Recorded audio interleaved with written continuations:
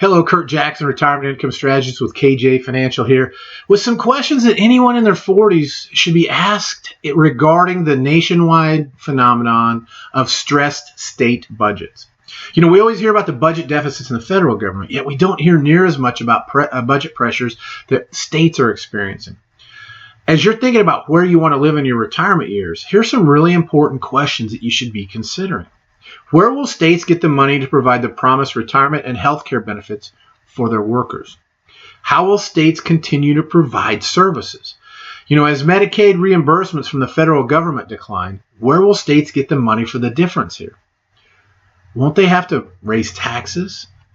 Won't they have to lower service and lower benefits? Won't maybe they end up having to do a combination of both? Or even worse, won't they have to borrow the money? Have you wondered why they have to do these things? Now, isn't it true that the states can't print money like the federal government does? So aren't the only people that states can get money from is their taxpayers and their property owners? Aren't you a taxpayer and a property owner? That should raise a concern for you. Would it make sense for you to reduce your exposure to those two things? Or do you not care how much money that the government takes away from you? Would it make sense to do something about it before the government takes away the financial tools that are still available to keep you in control of your financial future?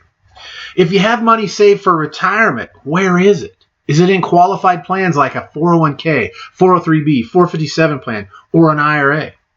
Who's in control of those accounts? If you want to pull out money, what happens? Don't you pay taxes on that money? If you pull it out before age 59 and a half, what happens? Isn't there a 10% penalty? Don't you pay taxes on all of that?